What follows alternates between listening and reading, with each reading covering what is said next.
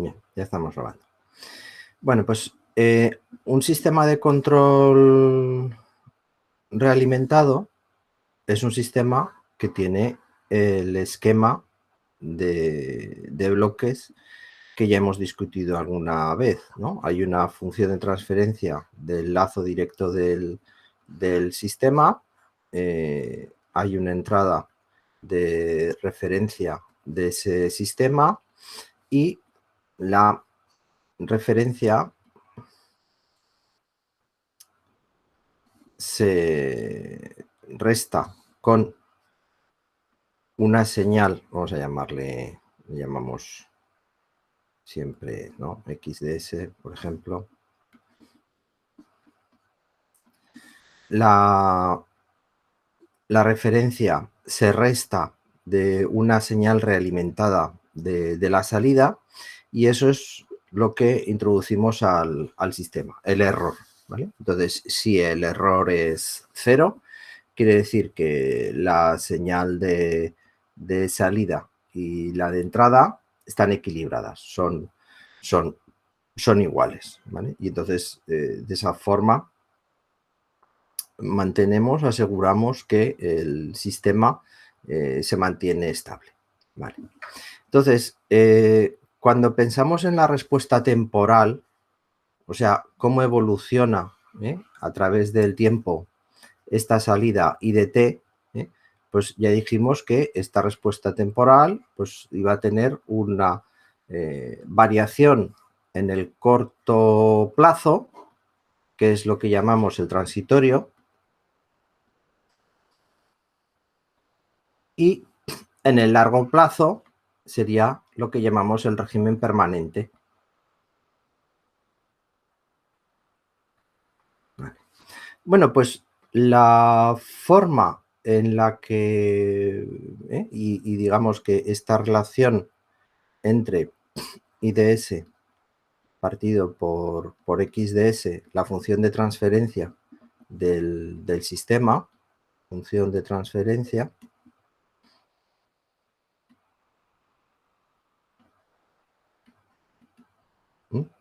que en el caso de tener este sistema sabíamos que iba a tener esta forma. O sea, al final, un polinomio en el numerador, P de S, y otro polinomio en el denominador, Q de S. Bueno, pues la forma que va a tener esta respuesta temporal depende fuertemente de cómo es la forma de esta función de transferencia, de ese polinomio. Básicamente, el denominador de la función de transferencia rige el comportamiento del transitorio y la forma de esta ecuación rige el comportamiento del sistema en régimen permanente. ¿Vale? Entonces, ¿cuál es la ventaja de este conocimiento, de saber que el sistema funciona de esta forma? Bueno, si somos capaces de ajustar esa ecuación del denominador, pues entonces vamos a ser capaces de obtener la respuesta temporal del sistema que deseamos, tanto en el régimen transitorio como en el régimen permanente, ¿vale? Vamos a tener esta capacidad. Bien, entonces, la primera cuestión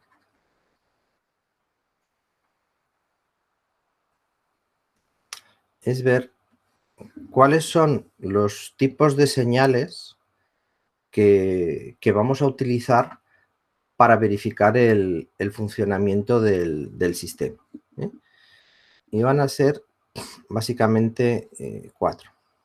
La señal impulso unitario,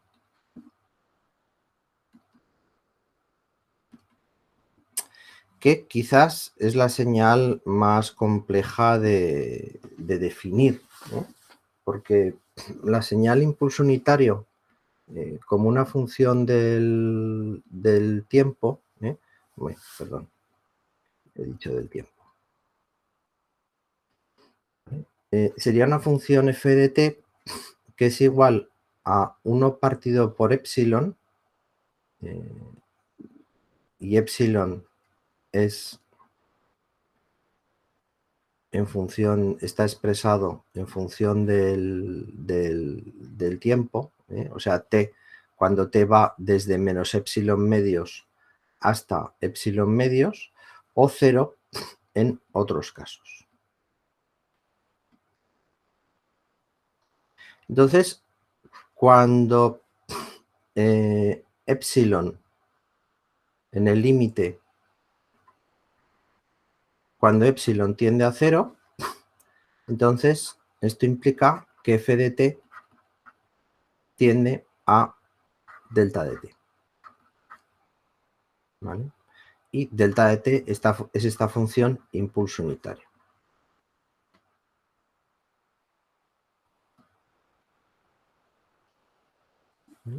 O sea, ¿cómo podríamos representar esto temporalmente? Pues claro, diríamos que esto sería una función que tiene este tamaño. Esto es el 1 partido por epsilon, y este es el epsilon medios y este es el menos epsilon medios, ¿vale? O sea que cuando epsilon tiende a 0, lo que tendríamos es una función que en el instante 0 llega hasta infinito, y que en el instante 0 menos y 0 más vale 0. Justo antes y después del 0 vale 0. Entonces, esta función, pues bueno, desde el punto de vista de la respuesta temporal no se puede generar, no es una señal que podamos generar físicamente, ¿vale? Su propiedad fundamental, o una de sus propiedades, es que la integral entre menos infinito e infinito de la función impulso unitario diferencial de t es igual a 1. O sea, la cantidad de energía que tiene esta función es 1. Y la función delta de s es igual a 1. ¿Vale? En el ámbito de Laplace, en el espacio de Laplace, pues esta función es la unidad. La siguiente señal, esta sí que es una señal que físicamente podemos generar de forma sencilla, es la señal escalón unitario. La señal escalón unitario es una señal que antes del instante 0 vale 0 y a partir del instante 0 toma el valor 1. ¿Vale? Y sigue con ese valor hasta el infinito.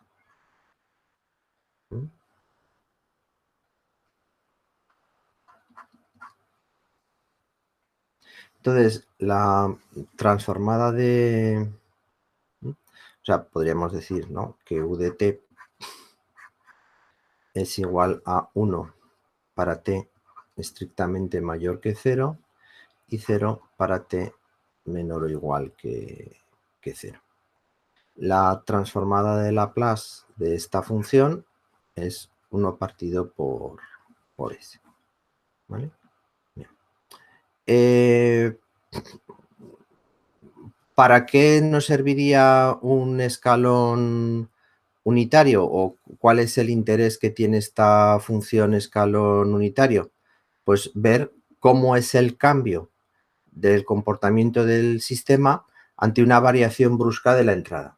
Entonces, eso nos permite obtener mucha información de cómo se comporta el sistema. Por ejemplo, imaginar que tenemos un motor, ¿no? Enganchado a una cadena y que esto está moviendo, ¿no? Una cadena o donde transportamos distintos objetos, ¿eh? En una línea de montaje, ¿vale? Bueno, pues, ¿qué ocurre cuando este motor le conectamos la alimentación? Directamente enchufamos esa alimentación. Bueno, ¿eso qué tipo de señal es? Pues es una señal que antes de cerrar el interruptor valía 0 y en el momento en el que cerramos el interruptor, pues vale el valor de VCC. O sea, podemos utilizar funciones que no sean escalón unitario, que valga la unidad. Sí, podemos utilizar funciones cuyo escalón tenga el valor A.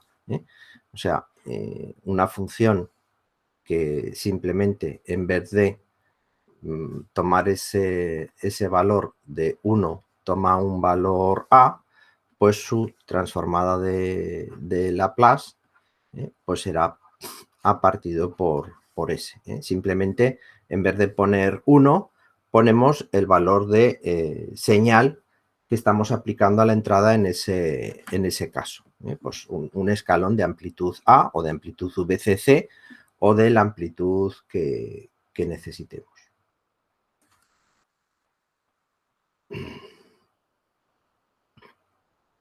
El escalón unitario será importante a la hora de establecer el comportamiento transitorio.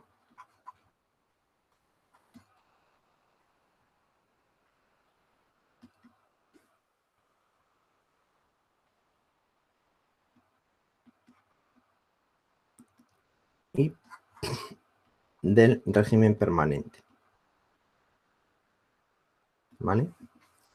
Claro, o sea, si yo introduzco esta señal de escalón A, pues entonces estoy simulando, ¿vale? ¿Cuál será la velocidad de giro real de este motor si yo le introduzco 400 voltios a la entrada? Entonces, eso me dirá, pues, transcurrido ese tiempo del transitorio, pues qué es lo que va a ocurrir. Oye, y mientras está arrancando este sistema, ¿qué va a hacer? Va a tener un arranque suave, un arranque suave que sería, pues yo le introduzco, ¿no?, una señal de este tipo al motor, le introduzco así una señal VCC al motor y entonces el sistema tiene un arranque de esta forma. Pues gradualmente va aumentando su velocidad hasta que llega a la velocidad de giro nominal que corresponda con esa tensión de alimentación del motor. O, por el contrario, pues el sistema, cuando yo le meto esta tensión de alimentación, pues entonces empieza rápidamente a dar bandazos, aumentar y reducir la velocidad muy rápidamente hasta que se estabiliza. Bueno, pues dependiendo de el tipo de aplicación para la que yo estoy utilizando ese motor, este comportamiento último será inaceptable o me dará igual que el sistema tenga este comportamiento, ¿vale? Entonces, será una decisión de diseño cuál es el tipo de régimen de comportamiento transitorio yo quiero para este sistema. Más señales. Otra señal que se suele utilizar es la señal de rampa unitaria, ¿vale? Entonces, una señal de rampa unitaria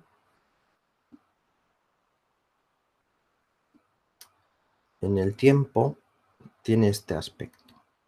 Es una señal que sube con una pendiente de 45 grados, desde el 0 hasta el infinito. ¿Vale? Esta sería T y esta sería R de T. La función rampa de T. La transformada de Laplace R de S será 1 partido por S cuadrado, ¿vale? O sea, desde el punto de vista de las transformadas de Laplace, pues también es sencilla. Esto será una pendiente de rampa unitaria, o sea, tenemos este ángulo de 45 grados. Pero si quisiéramos una pendiente de rampa A, pues entonces el RDS sería igual a A partido por S cuadrado. A tendría que ver con la pendiente de la señal. Entonces, ¿qué es lo que me dice la rampa unitaria dentro de los sistemas? Bueno, ¿qué es lo que ocurre cuando yo estoy cambiando la velocidad del motor, de ese motor que tengo allí, de forma constante? Yo estoy incrementando esa velocidad de forma constante. Una manera de controlar un motor que sea un poco más lógica, ¿no? O sea, esta señal de escalón unitario, vamos a hablar de VDT, la tensión con la que estoy alimentando ese motor. Una señal de escalón unitario, pues bueno, es muy complicado que un sistema se comporte de forma adecuada. Decirle de repente pasa de 0 a tu velocidad nominal. Lo lógico, muchas veces cuando estás manejando sistemas de control, es que la señal que tú introduzcas al motor sea de este tipo. Tú aumentas la velocidad con una rampa constante, luego mantienes esa velocidad durante un tiempo, modificas esa velocidad también con una rampa constante, ¿vale? ¿Por qué? Porque estos cambios de velocidad constante suponen incrementos de aceleración constante. Una rampa, un escalón unitario que simplemente pasamos de 0 a una señal A, supone que yo estoy exigiendo al motor una aceleración infinita. Y evidentemente el motor no puede dar una aceleración infinita, ¿vale? Entonces, una señal de control de entrada de este tipo, pues me dará un comportamiento de salida del motor que será pues más similar a el comportamiento que está teniendo este sistema, ¿vale? O sea, la señal azul podría ser la velocidad del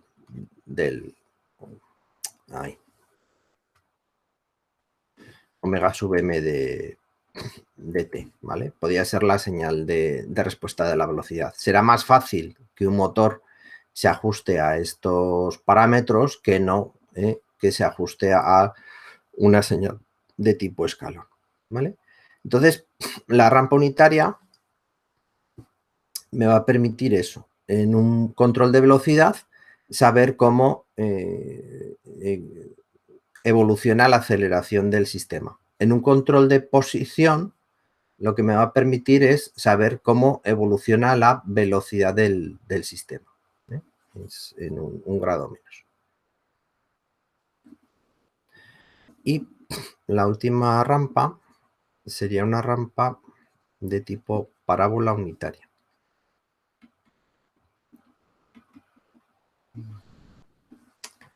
¿Vale?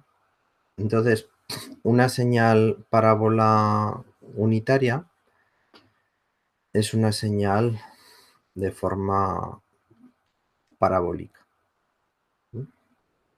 ¿vale? Que tendría esta forma. Vamos a llamarle PDT.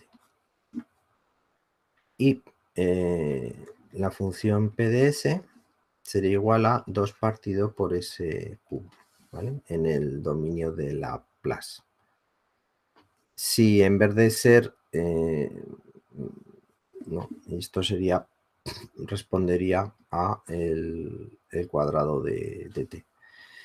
Si en vez de ser de una pendiente unitaria, pues utilizamos otro valor, pues entonces en vez de 2 sería otro valor distinto, porque en vez de t cuadrado, pues por ejemplo que fuese 3t cuadrado, pues entonces sería 6 partido por ese cubo, la función. La rampa unitaria, entonces hemos dicho la rampa unitaria en un control de velocidad, saber sobre la aceleración del sistema. Y en un control de posición,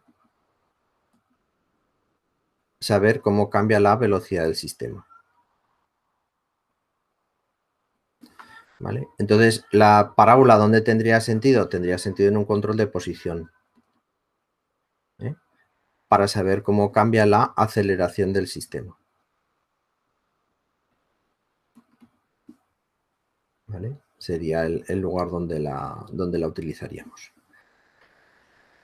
¿Qué es lo normal? ¿Dónde se utilizaría impulso unitario? Impulso unitario se utiliza mucho para estudiar la estabilidad.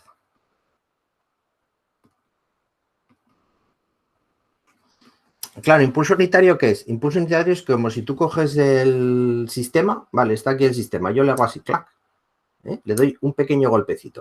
¿Qué pasa con el sistema? El sistema se queda, reacciona de alguna manera y vuelve a su posición original, o yo le doy y el sistema se cae, el sistema empieza a oscilar o el sistema cambia su posición de forma permanente. Bueno, pues entonces tendremos un sistema inestable. ¿Vale? El escalón unitario, como ya hemos dicho, para estudiar el comportamiento temporal.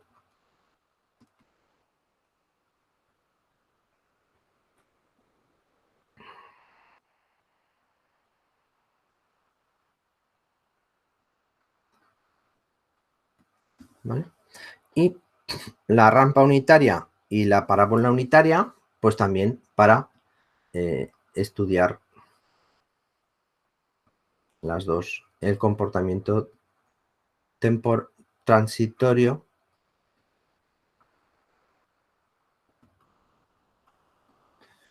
bueno, temporal.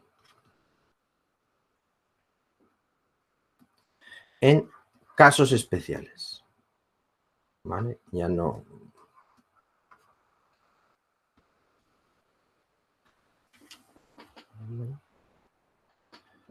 Bueno, pues estas serán las tres señales de.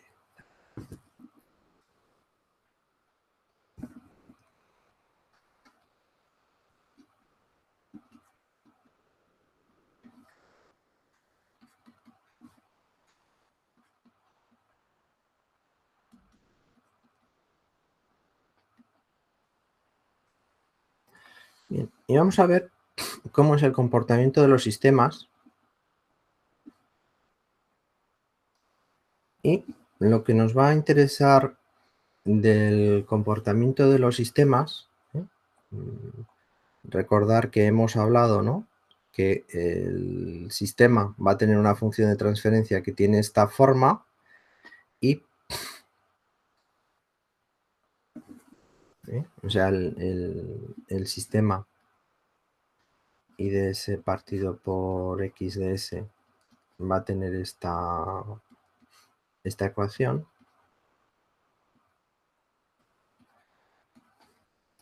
Y a este denominador le vamos a llamar ecuación característica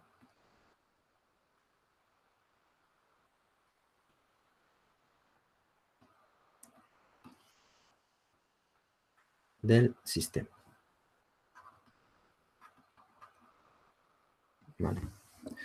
Y lo que nos va a interesar es estudiar o vamos a ver que el comportamiento del sistema depende fuertemente del grado de esta ecuación característica.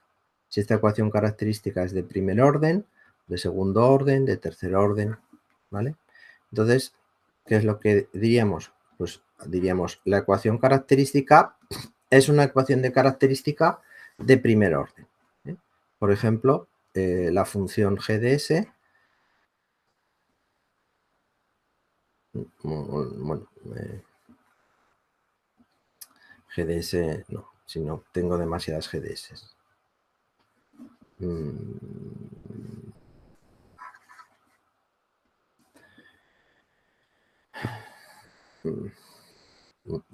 ¿Cómo le llamo?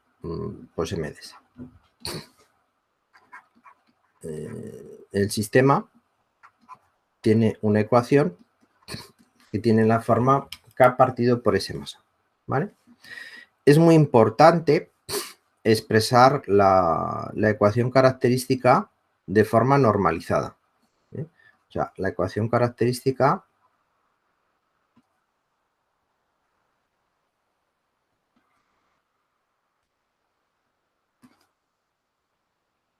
siempre normalizada.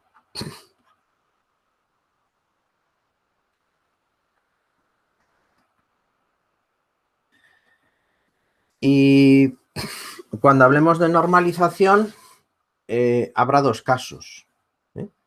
Cuando estemos en el dominio del tiempo,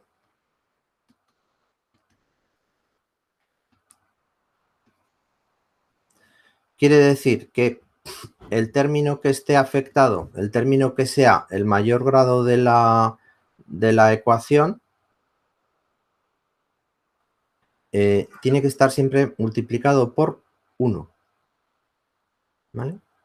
Entonces, esto significará la normalización. El término de mayor grado tiene que estar multiplicado por la unidad. En este caso, S masa. ¿Vale? Y cuando hablamos en el dominio de la frecuencia, que esto todavía no hemos llegado a ello, pero será pues uno de los últimos capítulos de este cuatrimestre, lo que tiene que ocurrir es que el término independiente de la ecuación sea la unidad. ¿Vale? Muy sencillo. Entonces, trabajaremos en el dominio del tiempo, ¿cuándo? Siempre, excepto en el último capítulo, cuando estemos intentando interpretar diagramas de respuesta en frecuencia de los sistemas, ¿vale? Pero en el resto de casos, pues estaremos en el dominio del tiempo. Y lo que vamos a hacer es estudiar cómo se comporta un sistema de primer orden ante estas entradas estándar. Estas entradas de test del sistema. ¿Vale? Bien. Bueno, pues podemos escribir en Octave una función de transferencia. Por ejemplo, vamos a empezar con la más sencilla, que sería un sistema 1 partido S más 1, ¿vale? Y ver cuál es el comportamiento que tiene un sistema de ese tipo. ¿Cómo escribimos esto en Octave? Pues escribimos el numerador de la función de transferencia es 1. Y el denominador de la función de transferencia es el coeficiente que está multiplicando a la S es 1. El término independiente de la ecuación es 1. ¿Vale? Bien. Entonces, el sistema será la TF transfer function, la función de transferencia, de el numerador partido por el denominador. ¿Vale? La función de transferencia que estamos estudiando es 1 partido S más 1. Vale, entonces, ¿cómo estudiaríamos el comportamiento ante una señal impulso unitario? Pues la señal, la función dentro de Octave o dentro de MATLAB para verificar la respuesta ante un impulso unitario es impulse. Entonces decimos, calcula la respuesta al impulso unitario del sistema SIS. ¿Vale? Entonces tenemos esto. Bien, fijaros, este comportamiento, ¿qué es lo que nos dice? En el instante 0 le hemos metido un pico de señal que tomaba el valor de infinito. Bueno, pues claro, es normal que la salida nos haya dado de repente un valor positivo de salida, ¿vale? Y que ha llegado hasta el valor 1. Y al cabo del tiempo, pues ha vuelto a 0, ¿no? A los 5 segundos más o menos, ¿vale? Entonces, ¿qué es lo que me estaría diciendo esta respuesta en impulso de este sistema? Pues que es un sistema estable. Yo le he dado ese golpe inicial, el sistema ha subido, claro, como respuesta a ese golpe, pero luego ha vuelto a 0. ¿Vale? Pues bien, el sistema se comporta como yo esperaba. ¿Cuál es la respuesta al escalón unitario? Bueno, pues en Octave la respuesta al escalón unitario se calcula utilizando la función step. Vale. A ver dónde tengo el tal. Bien, pues esta sería la respuesta step. Yo le pongo una entrada que toma valor 1 y la salida al cabo de un tiempo, al cabo de algunos segundos, ¿no? Toma el valor 5. Vale.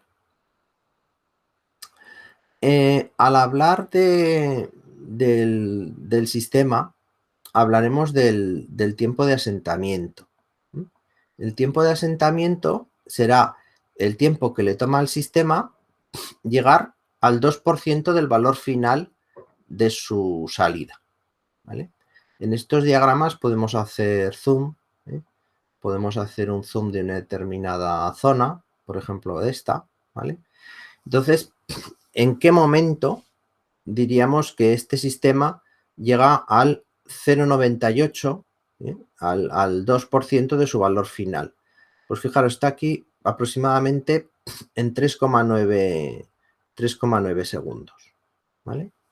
Entonces, una de las cosas que vamos a utilizar es este concepto, el tiempo de asentamiento.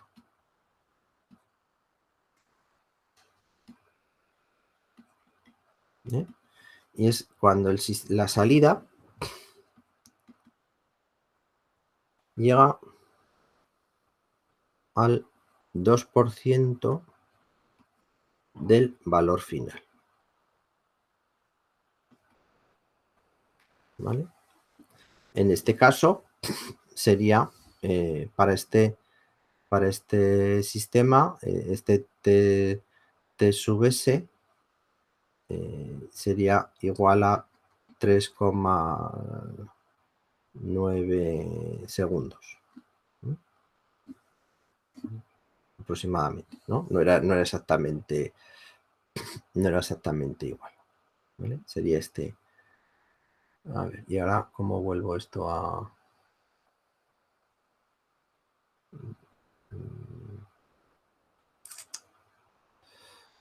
Bueno, lo borro. Me cuesta menos volver a imprimirlo. Sería ese punto en el que llegamos a ese... Estamos muy cerca del valor final, pero todavía no lo hemos alcanzado. Los sistemas continuos, el tiempo de asentamiento es infinito. Esto es una exponencial, o sea, m de t, m de t será 1 partido por 1 elevado a menos t, en este caso. Bueno, perdón. Espera.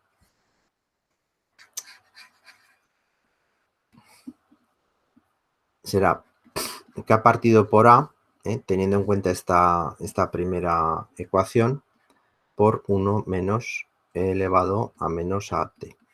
¿Vale? Tendrá esta forma. Entonces será siempre una exponencial.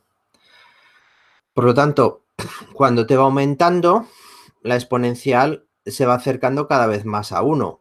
Pero ¿cuándo es esta exponencial igual a 1?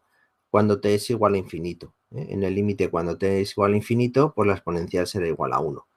Pero no llegará a ese valor 1 nunca.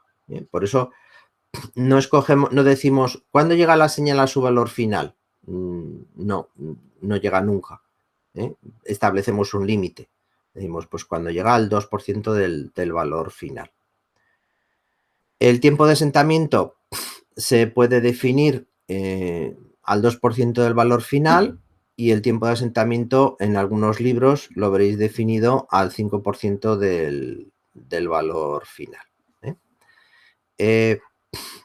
Este tiempo de asentamiento solo depende del valor de A. Entonces, este tiempo de asentamiento es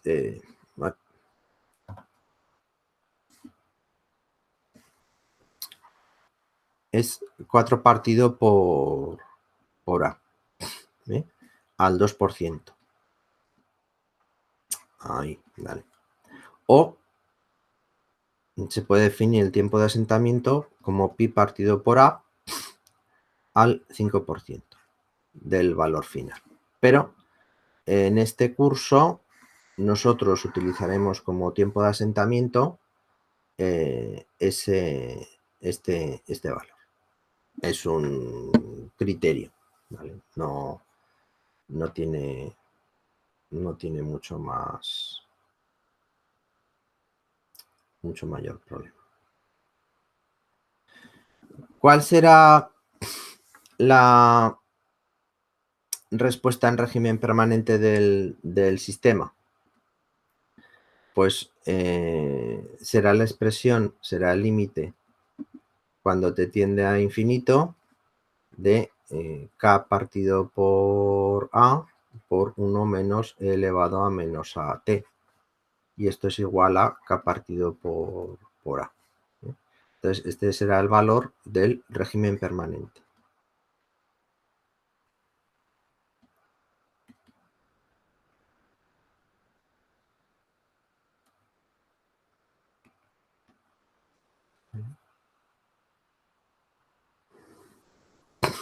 Bueno, y esto es aproximado. ¿Y esto va a ser así siempre? Sí. Si la función de transferencia tiene esta forma, el comportamiento del sistema va a ser siempre este. Anda, pues sí, entonces lo tengo chupado. Si yo quiero que un sistema tenga una respuesta suave ante un cambio brusco de la entrada, lo único que tengo que hacer es garantizar que ese sistema sea un sistema de primer orden, que tenga esta forma.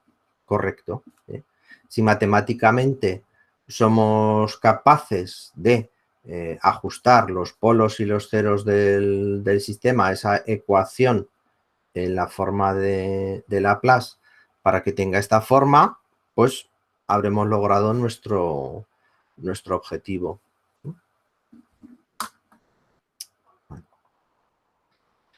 Bueno, pues vamos a probar, ¿no?, más cosas. Yo quiero ahora, por ejemplo, busco un sistema que tenga un tiempo de...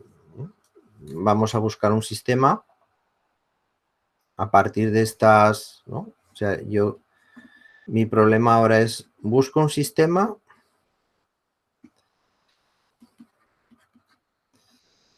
que tenga un tiempo de asentamiento de 3 segundos y que tenga un valor en régimen permanente de 10 unidades. Bueno, pues el tiempo de asentamiento es igual a 4 partido por A. Entonces A será 4 tercios para este sistema. Y el valor en régimen permanente es K partido por A. Pues si yo quiero que esto sea 10, pues entonces K tiene que ser igual a 10 por 3 cuartos. 15 medios. ¿Vale?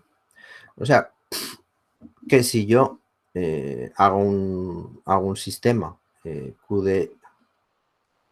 QDS que sea 15 medios partido S más 4 tercios, debería de tener este comportamiento que yo quiero. No.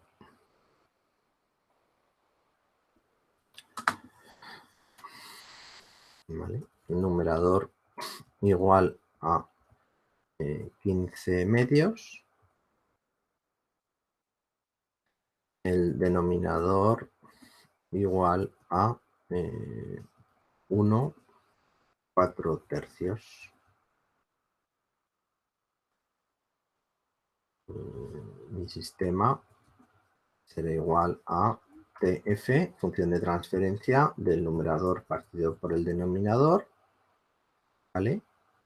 Y si hago un step del sistema, entonces vamos a ver cómo se ha comportado este sistema.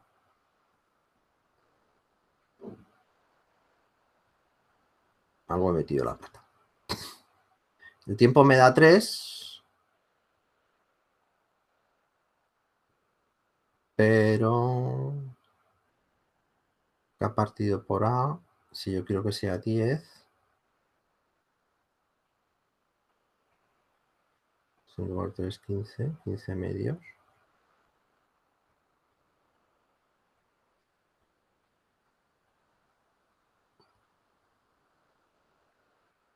No sé dónde he metido la pata. Pero he metido la pata, porque esto me lleva a 7,5, no me lleva a 10.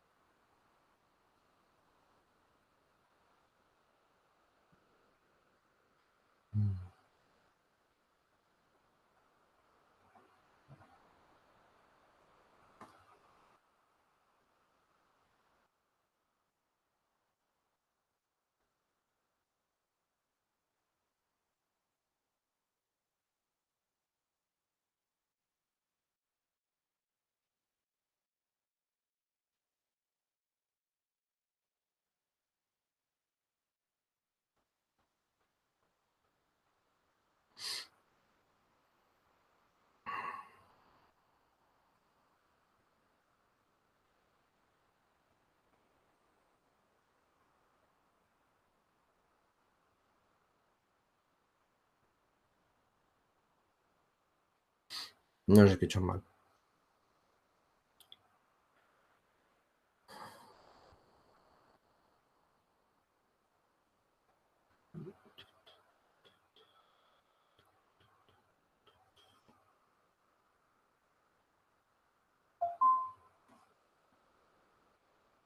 No sé qué he hecho mal.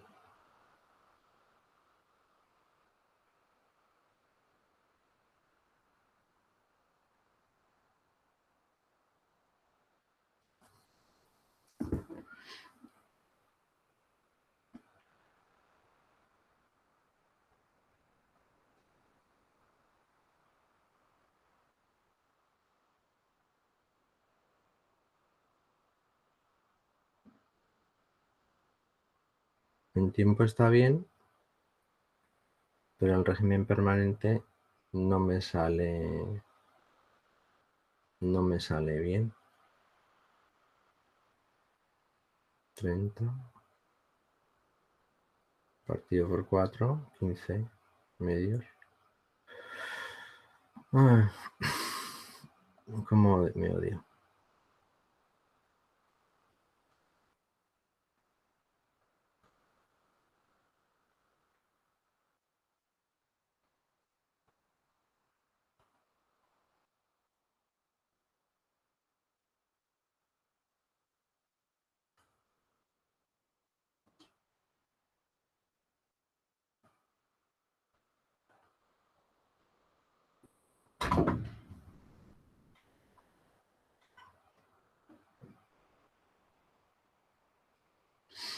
Bueno, no sé.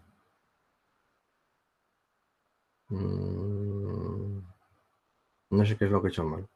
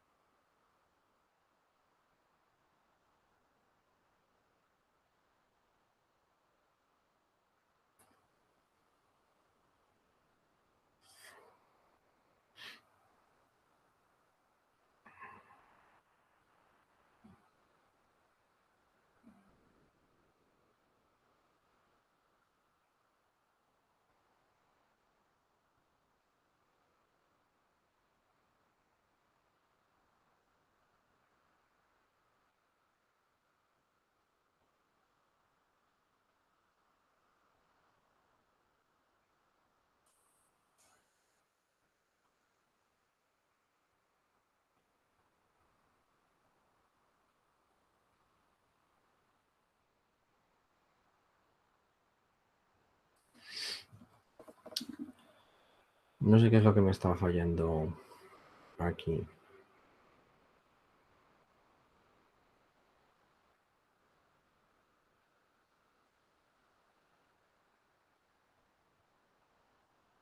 Bueno, luego veremos la parte del régimen permanente. Igual entonces me ilumino cuál es el problema.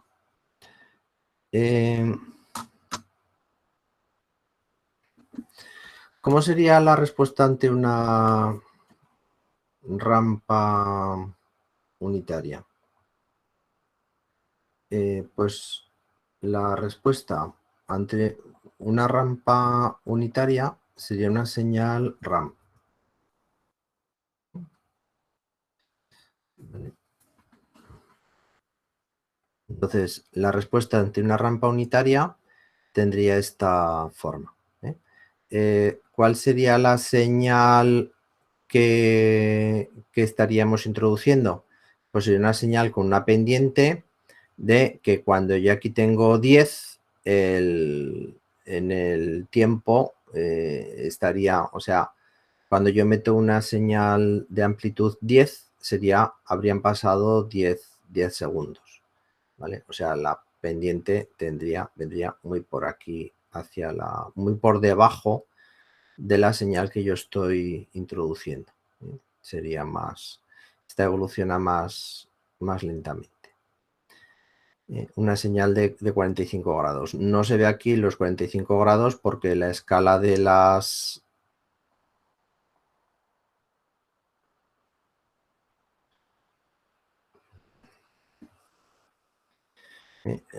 no está en la misma escala las Is que las X. Las Is van mucho más deprisa que las X. ¿Vale?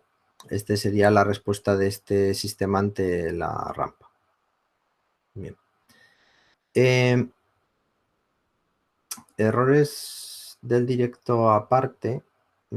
El comportamiento del sistema ante una función de transferencia que tiene la misma forma va a ser siempre el mismo. Entonces, es lo que nos va a ayudar a decidido qué comportamiento temporal debería de tener el sistema, pues yo tengo un motor conectado a una cadena, pues que está moviendo piezas. Pues digo, pues mira, cuando yo encienda esto, yo quiero tener un arranque suave, que el sistema me haga un arranque suave y que al cabo de 10 segundos el sistema esté funcionando a su velocidad, ya el 98% de la velocidad nominal. Bueno, pues entonces definiré esos parámetros, ¿eh? Y luego que si quiero o no quiero que el sistema tenga este comportamiento en régimen permanente, como quiero que sea ese comportamiento.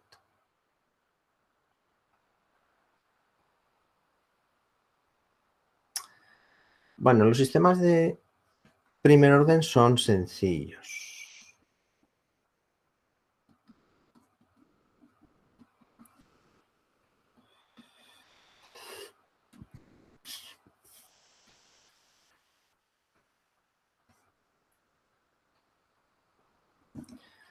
Un sistema de segundo orden, la función de transferencia de un sistema de segundo orden tendrá esta forma. Sistema normalizado, ¿vale?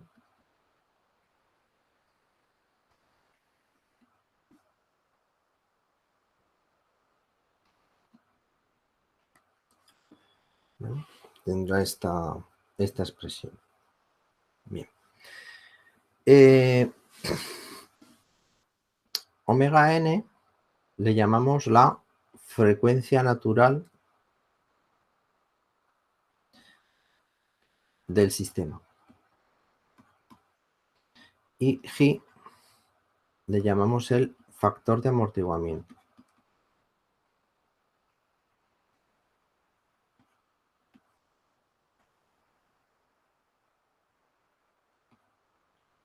¿Vale?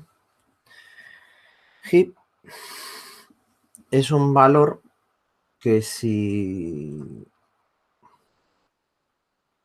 está entre 0 y 1, esto implica que el sistema tiene raíces complejas conjugadas.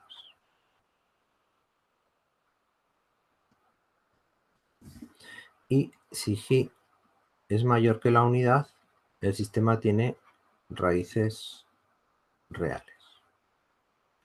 ¿Vale? O sea, el valor de G nos va a determinar si las raíces del sistema son reales o las raíces del sistema son complejas conjugadas. Bueno, pues vamos a ver cómo sería el comportamiento de un sistema, por ejemplo, donde omega sub n fuese igual a 10 y G fuese igual a 0,1.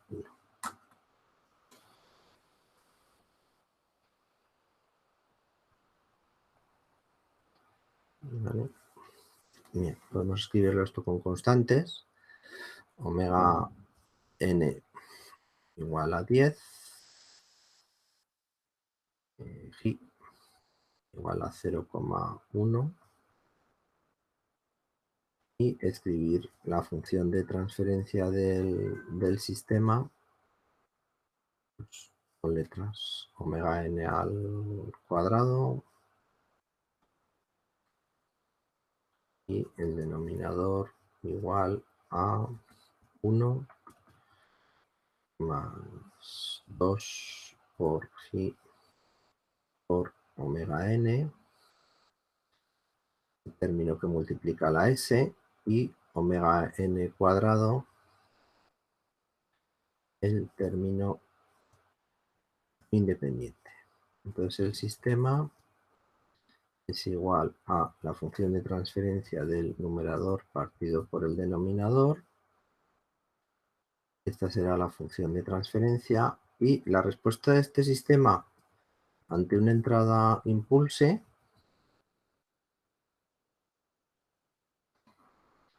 ¿vale?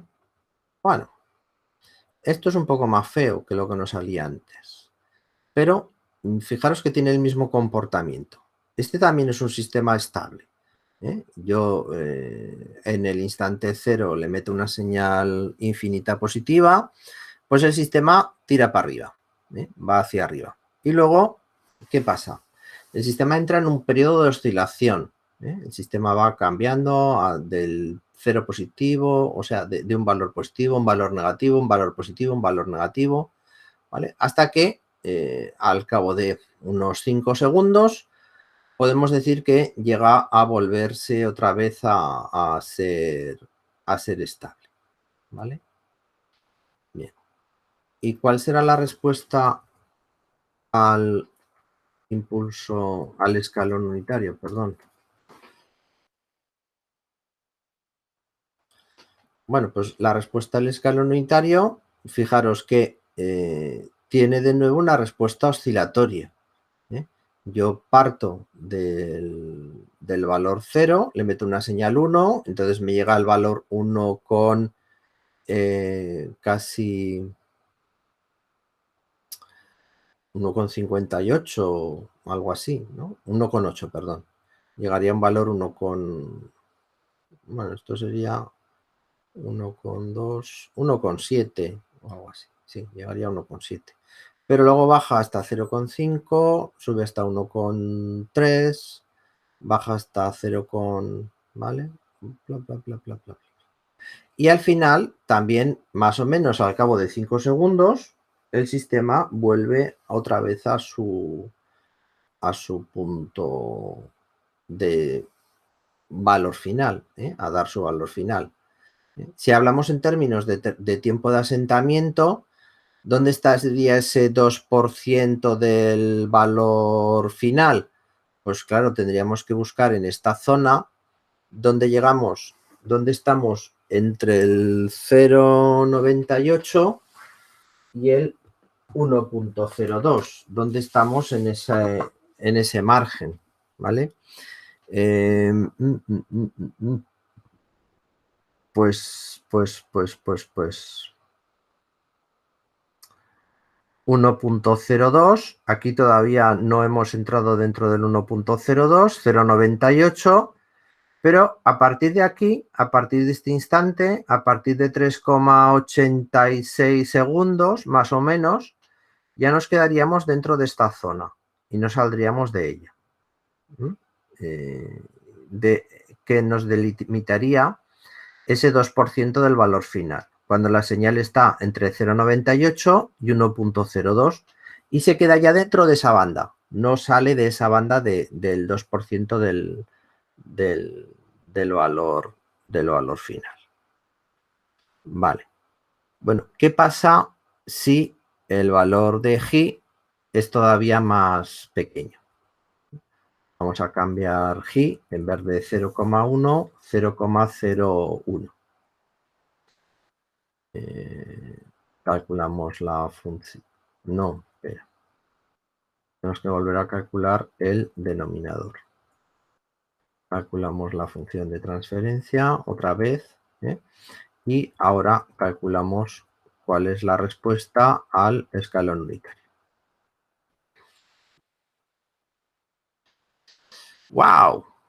Pues ahora fijaros, la oscilación se vuelve todavía mucho más intensa. O sea, contra más pequeño es el valor de G, contra más cerca está G de 0, el sistema tiene una respuesta mucho más oscilatoria. Bueno, pues vamos a hacer lo contrario. Vamos a convertir el valor de G en 1.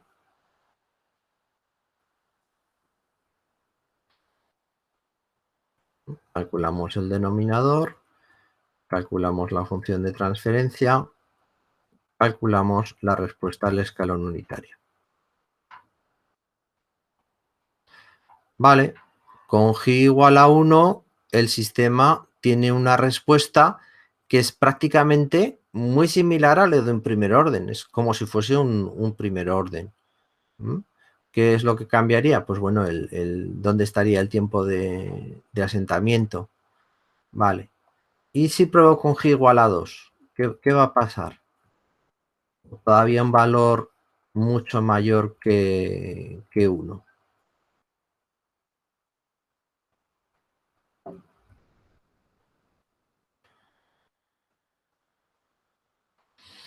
Bueno, pues sigue teniendo ese comportamiento oscilante, o sea, similar al de un primer orden.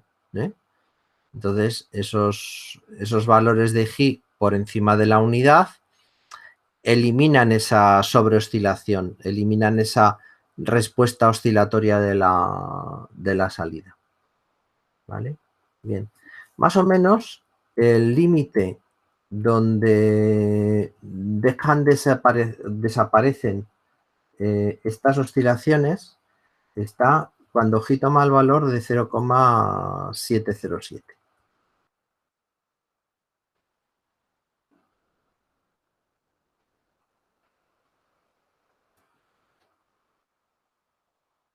¿Vale? Entonces, fijaros, en este 0,707 tenemos un poco de respuesta oscilatoria, o sea, un poco de subir del sistema, pero no aparecen esas oscilaciones que van a redundar en vibraciones del sistema. Digamos que por debajo de este 0,707 es cuando empezarían a aparecer esta respuesta más oscilatoria. Y digamos que esto estaría ya en el límite entre un primer orden que sube un poco hacia arriba, pero luego se recupera. ¿Vale? Sería ese valor límite, donde todavía tenemos una raíz compleja conjugada, pero no tiene un efecto tan grave sobre la respuesta del sistema. ¿Cuáles serían las respuestas a la rampa unitaria? Bueno, pues las respuestas a la rampa unitaria, fijaros, son similares a las de un primer orden en este caso. Vamos a volver al caso este de G extremo, 0,01. A ver qué ocurre entonces con la rampa unitaria.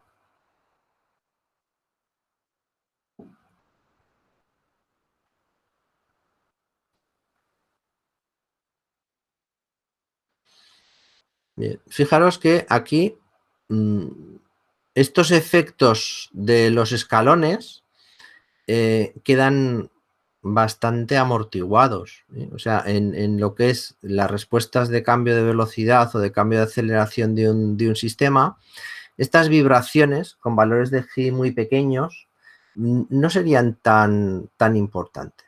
¿Vale? No nos darían lugar a un cambio muy significativo de la respuesta del sistema. ¿Vale? Bien.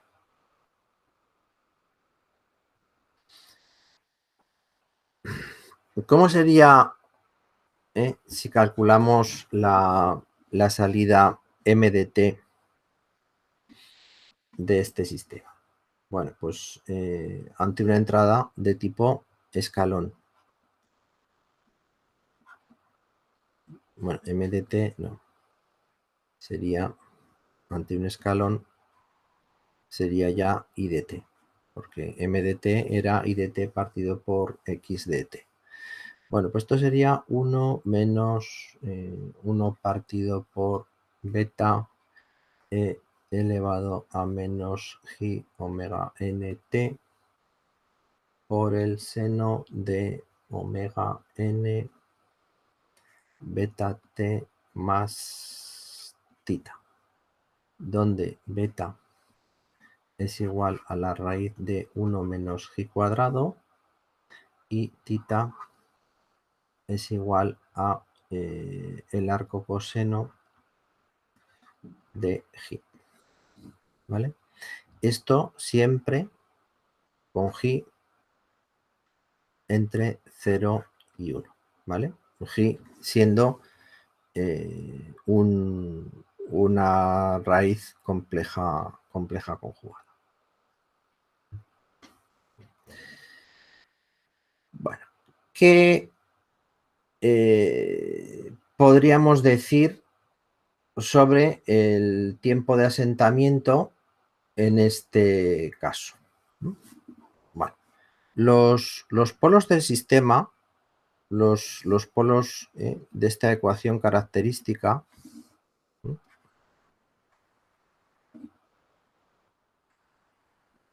lo mismo, cuando G es menor que la unidad, será menos sigma más menos J omega D.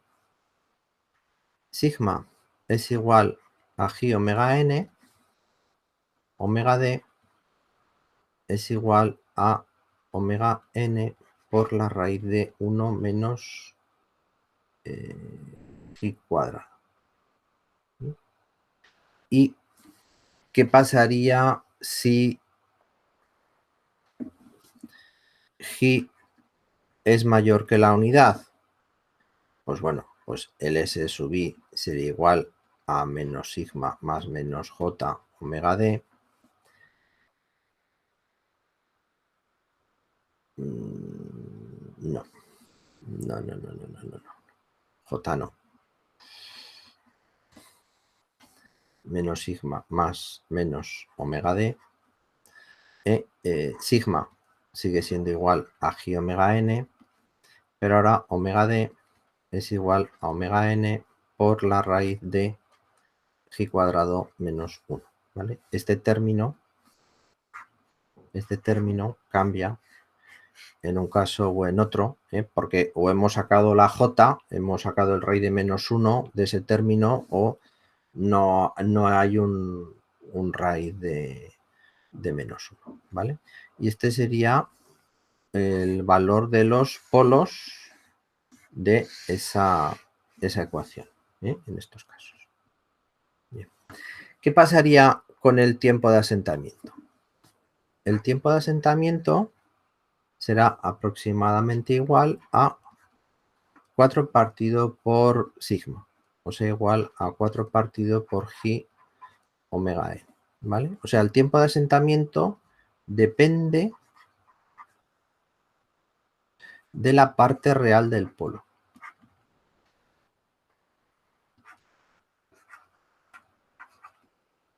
¿Vale? Y introduciremos un concepto que es el concepto de la sobreoscilación.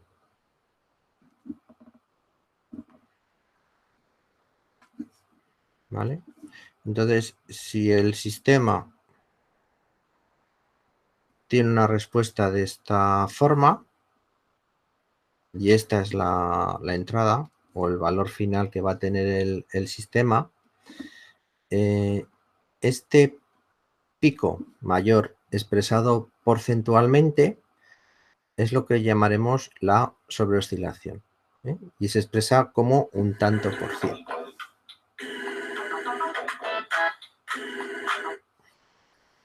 Vale. ¿Cómo sería esta sobreoscilación? ¿Cuál sería la fórmula? Pues sería 100 por E elevado a menos G por pi partido raíz de 1 menos G cuadrado cuando G sea menor o igual a 0,707. ¿Vale? Esta fórmula sirve para valores inferiores a este valor de G.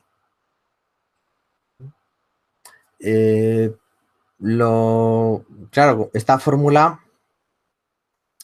pues es complicada de manejar, sobre todo de calcular la respuesta al revés, o sea, saber, es fácil trabajarla en directo, saber cuánto vale la sobreoscilación conocido el valor de G, pero es complicado saber cuál es el valor de G como una función de la sobreoscilación, ¿vale? Esto es complicado, ¿eh? Entonces, a veces lo que manejamos es una tabla, ¿eh? A veces manejamos esta tabla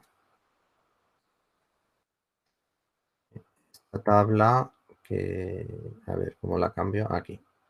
Esta tabla que, pues bueno, para los valores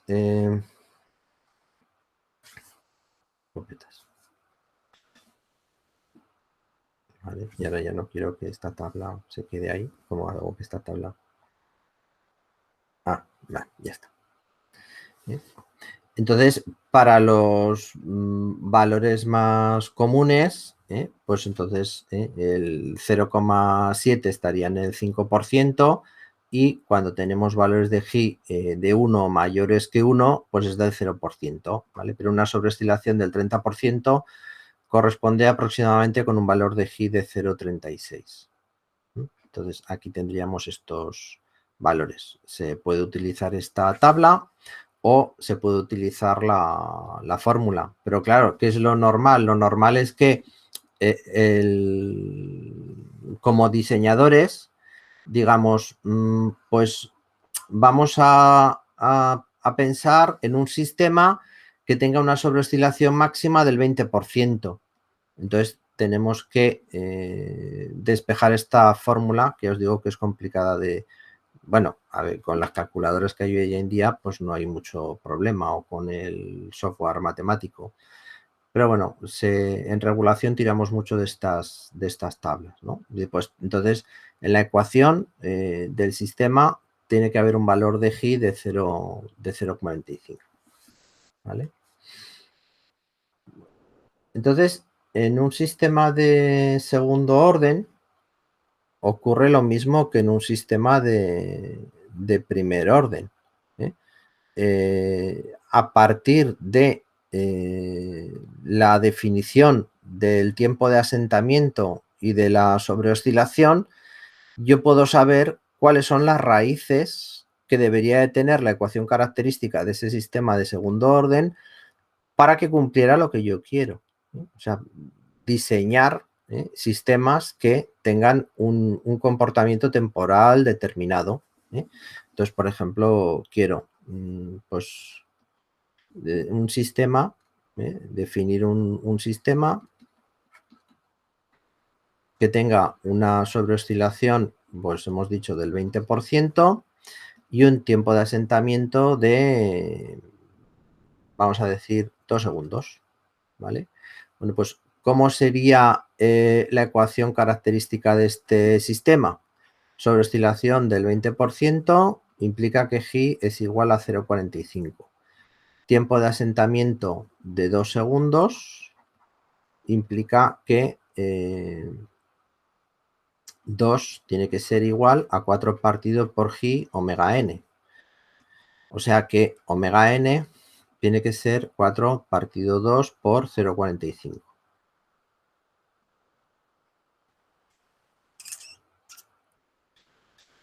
Calculadora. 4 partido por 2 es 2. 2 partido por 0,45, 4,44. 4,44. Tiene que ser el valor de omega n. Entonces, una posible función de transferencia para este sistema pues sería 4,44 al cuadrado partido por s cuadrado 2 por 0,45 por 4,44s más 4,44 al cuadrado. ¿Vale? Vamos a ver qué respuesta va a tener este sistema. Entonces, el numerador será igual a 4,44 al cuadrado. Y el denominador será igual a 1, 2 por 0,45 por 4,44 y el término independiente es 4,44 al cuadrado. Vale.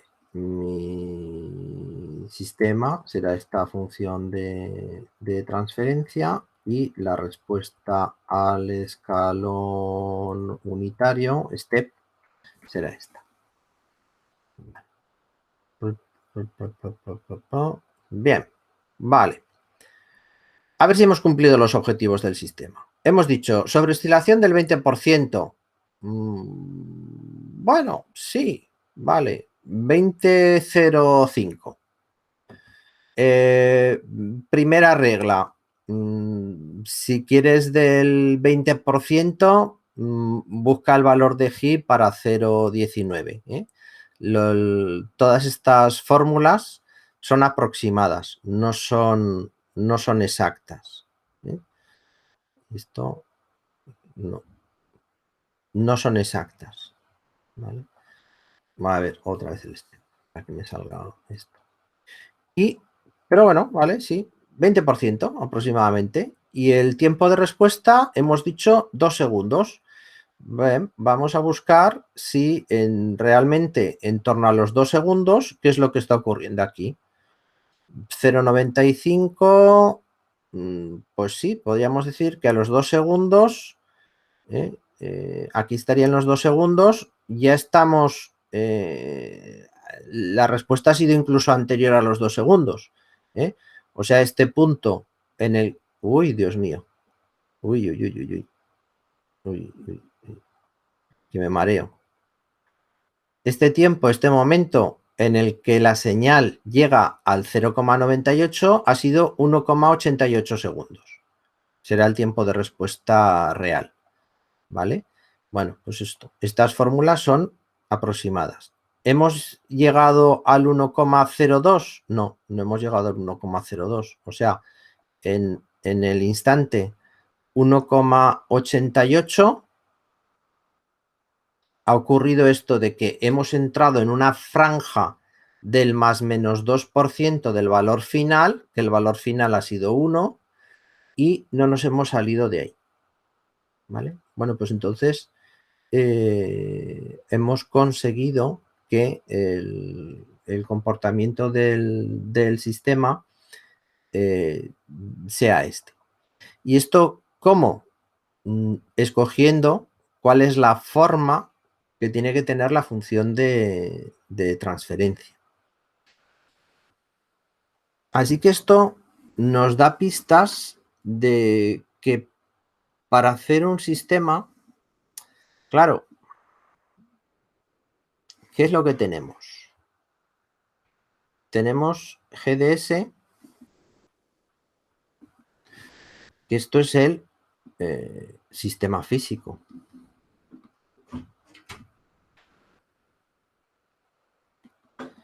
Un motor conectado con una reductora a una carga. Tenemos la salida que queremos tener. Tenemos la función de transferencia HDS. ¿Esto de qué depende? Del sensor. ¿Cuál es la función de transferencia del sensor con el que estamos leyendo esta salida?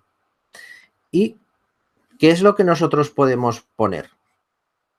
Nosotros podemos poner aquí un regulador. Esto es el regulador. Y el regulador es lo que yo puedo controlar, lo que yo puedo definir cómo quiero, como ingeniero de control, puedo definir cómo quiero que sea la función de transferencia del regulador. Bueno, pues el truco matemático, y es un truco matemático nada más, que tenemos que conseguir es que escribiendo aquí una determinada función de transferencia para este regulador, al final el sistema tenga, el sistema en su conjunto, la función de transferencia de todo este conjunto, tenga una ecuación que sea la que a mí me interese. ¿Vale? Entonces, si consigo eso, habré conseguido ajustar el sistema para un determinado comportamiento temporal, que es lo que yo busco.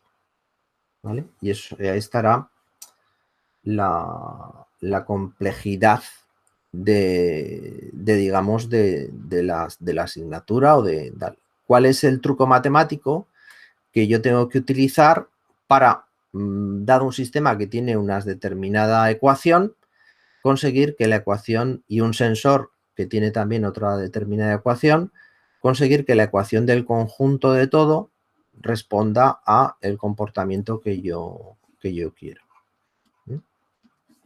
No sé si habéis entendido esta idea, pero es importante.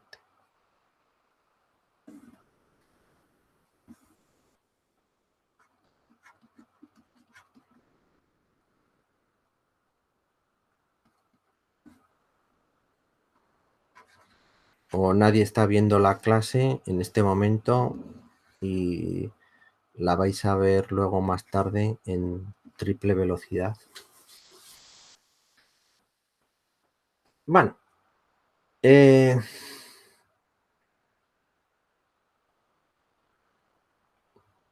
triple velocidad.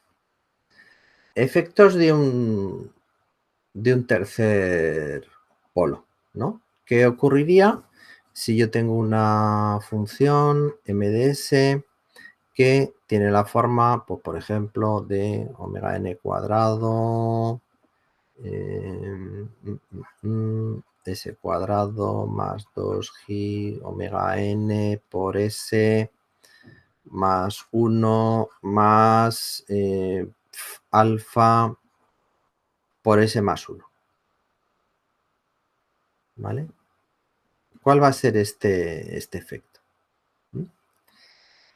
Bien, entonces, claro, hemos hablado de cuál es la frecuencia natural de un polo de segundo orden, que hemos dicho que sería omega n. Pero, ¿cuál es la frecuencia natural de un polo? Vamos a llamarle frecuencia natural prima de un polo simple. Bueno, pues su frecuencia natural sería -1 partido por alfa. Sería la frecuencia natural de ese polo simple. ¿Qué puede ocurrir con estas frecuencias naturales? Vamos a pensar, podría haber varios casos, ¿no? Caso 1. Omega n es mucho mayor que omega n'. Entonces, ¿qué es lo que ocurre? Que predomina el efecto del polo de segundo orden. Podría ocurrir lo contrario, que omega n' sea mucho mayor que omega n. Pues entonces predomina el efecto del primer orden.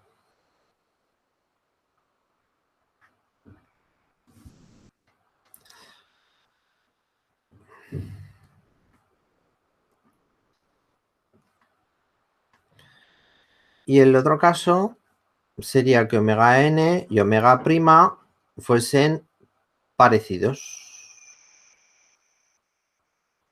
No. Que omega n y omega n' fuesen parecidos. Pues habrá una mezcla de los efectos.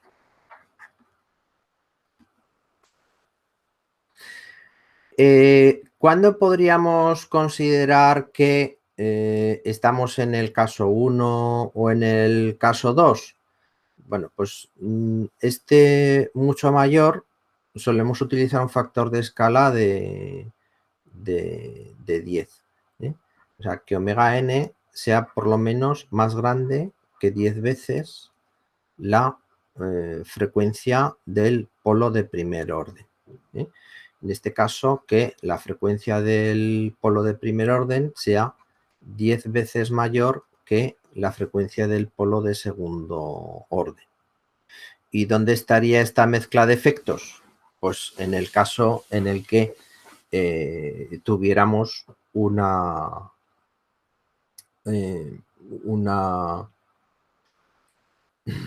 frecuencias similares. ¿vale? Bueno.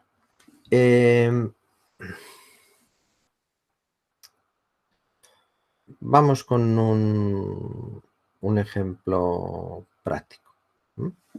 Entonces, ¿cuál es este que habíamos escrito aquí?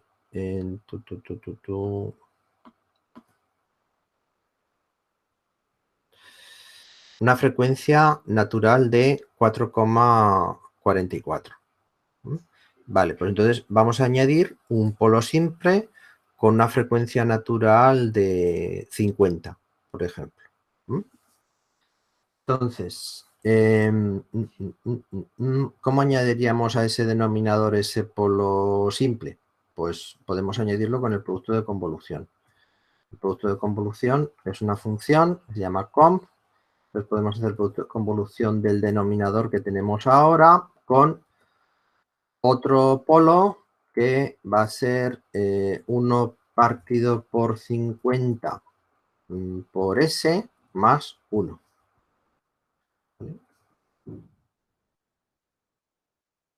Entonces, este será mi denominador. Entonces, vale. Mi sistema será la respuesta. No. Ah, mierda. Esto tengo que hacerlo igual a algo. En 2 igual a en 2 igual a producto de convolución del denominador, tal. Vale. Y ahora mi sistema será den 2. Esto sí. Y ahora vamos a ver cómo responde esto ante un step.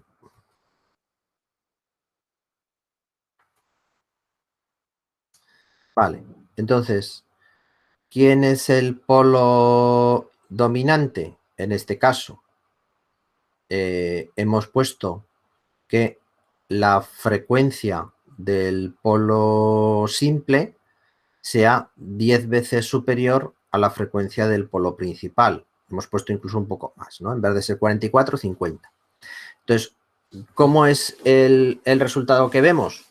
Pues el resultado que vemos es la sobreoscilación del polo de segundo orden del 20% y el tiempo de respuesta de aproximadamente 2 segundos, igual que en el caso anterior, ¿vale? O sea, podríamos ignorar ese tercer polo adicional. Pues sí, podríamos ignorarlo perfectamente, porque no ha tenido ninguna influencia sobre la respuesta total del sistema, ¿vale? Bueno, pues eso me da una pista de cómo puedo ir ajustando el sistema físico, ¿eh? Yo podría coger los polos del sistema físico e irlos anulando por otros polos que introdujese yo en el comportamiento global del sistema. Vale, vamos a ver cómo podríamos hacer lo contrario, ¿no?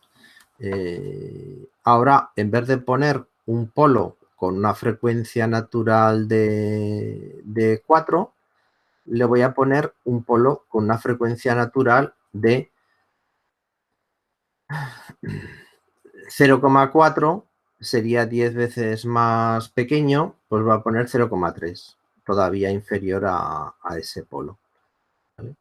Y ahora calculo el sistema como la función de transferencia de este con este y el este.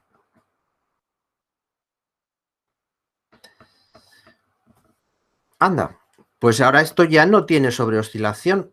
Ha desaparecido la respuesta del sistema la respuesta de la parte del sistema de segundo orden, ¿eh? Tiene una respuesta que sería la respuesta que tendría un sistema de primer orden, ¿eh? El tiempo de respuesta pues es de aproximadamente 15, ¿vale? Entonces, si este frecuencia natural expresado de esta forma, ¿cuál sería el tiempo de asentamiento en este caso? Pues sería de 4 partido por 1 partido, bueno, 4 partido por sería 4 partido por 1 partido por alfa, 4 partido por omega n prima. ¿Vale? Y entonces, para ese valor de 0,3 me daría 4 partido por 0,3, 13,33 segundos. ¿Vale? O sea, si expresamos esto, como omega n prima, la frecuencia, o va a ponerlo 4 partido por 1 partido por alfa. Entonces, en este caso que hemos calculado sería 13 segundos. Para omega n prima igual a 0,3. ¿Nos da la respuesta de 13 segundos? Pues sí, ese 98% estaría por aquí, ¿vale? Ese 98%, fijaros, 13 segundos, ¿vale? Casi un poquito más de 13 segundos. 13,1, 13,2, ¿vale? O sea, responde exactamente al comportamiento de un sistema de primer orden puro. ¿Y qué ocurrirá si ya no estamos en esta franja de la frecuencia es la otra multiplicada por 10? Porque tendremos que calcular cuál es el comportamiento real del sistema. Tendremos una mezcla de estos dos efectos. ¿Vale? Entonces vamos a escoger, por ejemplo, ahora, ¿no? Si era una frecuencia era 4, vamos a poner la otra 6, ¿no? Y vamos a ver ahora cómo...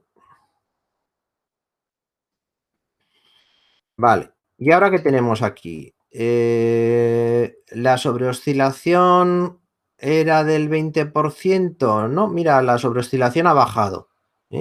Ahora ya no es del 20%, ahora es inferior. Nos hemos acercado un poquito al primer orden. Y si mirásemos el tiempo de respuesta, pues el tiempo de respuesta que le correspondería a un sistema que tuviese de frecuencia natural 6, sería 4 partido por 6, sería de 0,66. Y el tiempo de respuesta del sistema que estamos escribiendo es de 2 segundos. Entonces, se supone que el tiempo de respuesta se habría acelerado un poco más, ¿no? Porque no estaríamos en... Sí, de hecho, sí, fijaros, está aquí en esta zona. Está aquí en 1,43 segundos, ¿vale? O sea, el tiempo de respuesta se ha acelerado por el efecto de este polo de primer orden y lo que es la sobreoscilación ha reducido, ¿vale? O sea, tenemos una combinación de esos dos efectos, pero ahora ya estas fórmulas aproximadas para determinar el valor del tiempo de respuesta y la sobreoscilación no me sirven. Tengo que calcular cuál sería la respuesta completa del sistema, o con la función step, o matemáticamente calculando la transformada inversa de Laplace y viendo pues cuáles serían los distintos valores que me iría dando para el tiempo.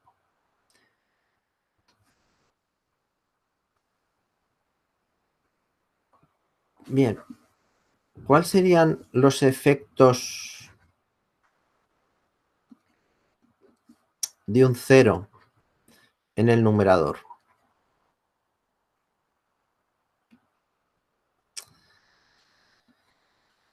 Pues también podemos distinguir qué es lo que pasa con la frecuencia natural de ese 0 del numerador. Si la frecuencia natural del 0, si ¿no? Si tenemos una función de transferencia que sea del tipo MDS igual a... Vamos a seguir con la idea de un segundo orden. Omega n cuadrado por alfa s más 1 partido por s cuadrado más 2 g omega n por s más 1. Y ahora esta omega n prima vamos a pensar que es mucho mayor que la frecuencia natural del sistema, que la frecuencia omega n del sistema. Y a ver qué ocurre ahora. Vale. Bueno, casi esto mejor si empiezo desde el principio, ¿no? Porque ya llevo semejante lío. Aquí estaríamos. No sé si se puede copiar y pegar. Ah, sí, se puede copiar y pegar. 444 es mi frecuencia natural. Pues bueno, ahora voy a hacer aquí el producto de convolución de este numerador que tiene esta frecuencia natural y ahora otro que tenga una frecuencia. Vamos a volver al caso de una parte roto. 1, 1, porque no quiere escribir. Me lo he conseguido volver loco.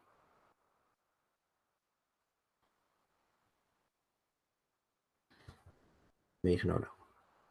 Me lo he conseguido volver loco. Vamos a abrir otra vez.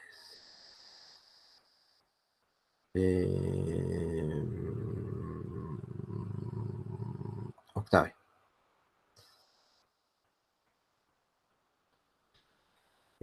Load control, ¿vale? Esto hay que hacerlo siempre en todas las sesiones. Entonces hacemos el numerador igual a el producto de convolución de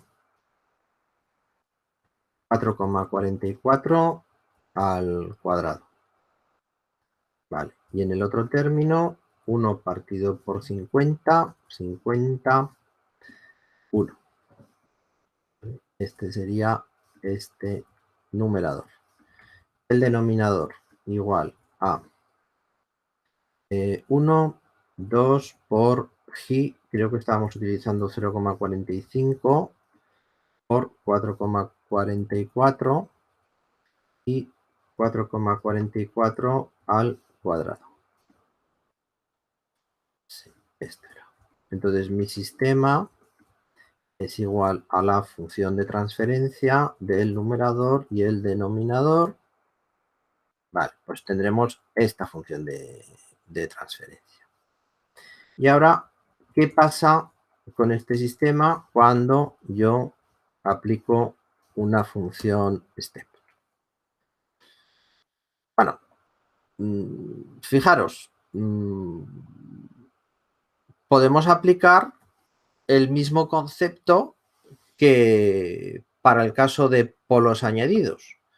Si la frecuencia natural de ese polo está muy por encima de la frecuencia natural o sea, de ese cero, perdón, está muy por encima de la frecuencia natural del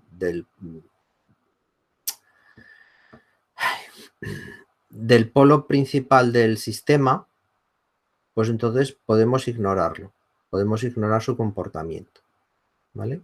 Entonces, en este caso, tendríamos este mismo comportamiento, un tiempo de respuesta de en torno cerca de los 2 segundos y una sobreoscilación en torno del 20%. Vale. Pero ¿qué pasa si la frecuencia de ese cero, pues ahora está cercana? ¿Qué es lo que va a ocurrir?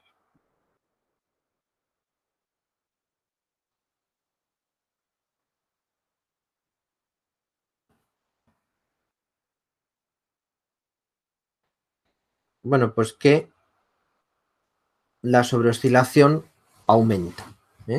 Fijaros, el efecto del cero no es cambiar el tiempo de respuesta.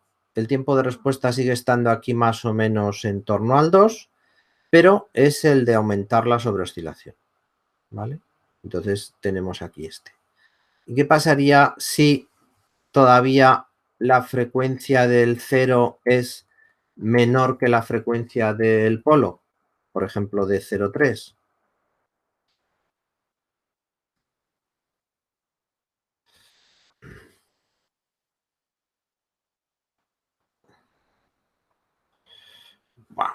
pues fijaros, el sistema ya se vuelve loco, ¿eh? O sea, si le ponemos un 0 con una frecuencia muy inferior, pues entonces esa sobreoscilación se dispara por encima del 900%, ¿eh? O sea, el sistema se vuelve loco, ¿eh? Con ese 0.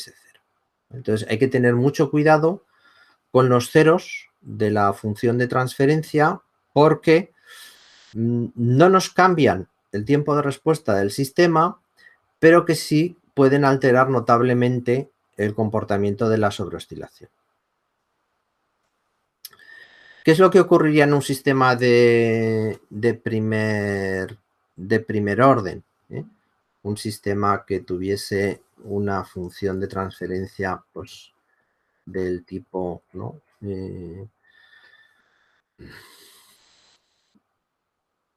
Bueno, si pongo en el numerador 1, pues puedo, por ejemplo, vamos a empezar con un sistema que tenga una frecuencia natural en ese 0 muy elevada, ¿eh? Una frecuencia natural de 50. Y el denominador del sistema que fuese un polo simple y que tuviera una frecuencia natural mucho más baja, ¿eh? Por ejemplo, de 4.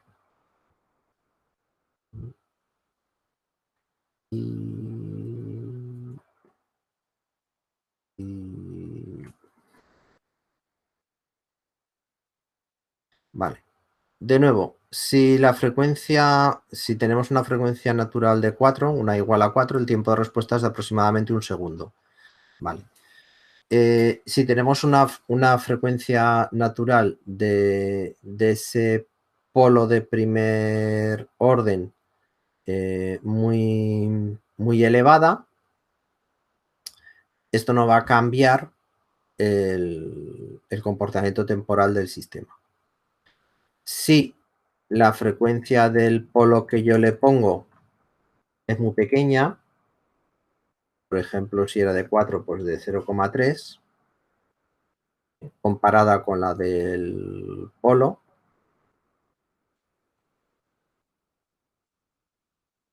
pues fijaros que el comportamiento del sistema queda alterado notablemente, ¿eh? O sea, me da aquí un pico que me llega hasta el 3, ¿eh? De nuevo, ese 0 con una frecuencia natural muy pequeña con respecto a la frecuencia natural del sistema, me genera una sobreoscilación elevada.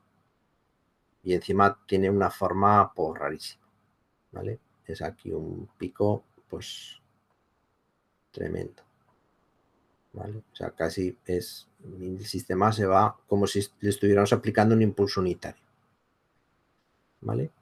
Entonces, hay que tener cuidado con esos ceros del numerador, ¿eh? Porque, sobre todo, pueden tener efectos perniciosos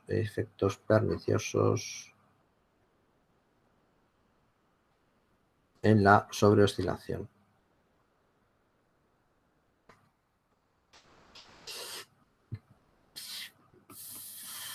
Vale. Bien. Bueno.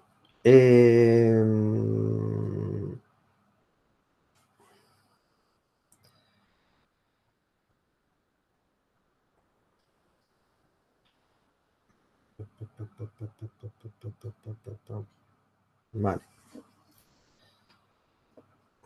¿Qué hora llevamos? 5 minutos. Bueno, pero esto, digamos que hemos ido hablando, ¿eh?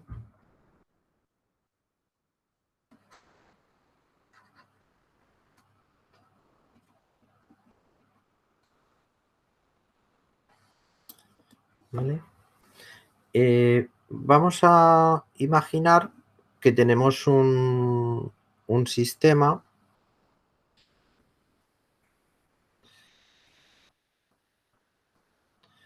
que nosotros podríamos escoger una constante de un amplificador y ese sistema tuviese un comportamiento de pues A partido S por S más P. ¿Vale? Y esto me diera I de S y tuviese aquí una entrada que le llamo R de S. Y por simplicidad vamos a pensar que es un sistema con realimentación unitaria. ¿Vale? Bueno, pues entonces la pregunta es ¿cuál sería el valor de...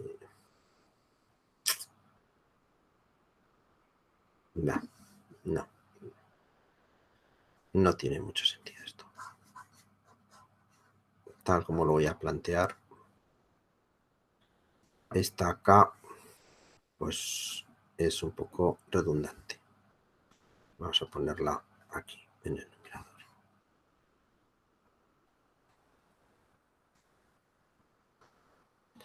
¿Vale? ¿Cuáles serían los valores de K y de P para conseguir un tiempo de respuesta del sistema de 5 segundos y una sobreoscilación menor o igual al 15%? ¿Vale?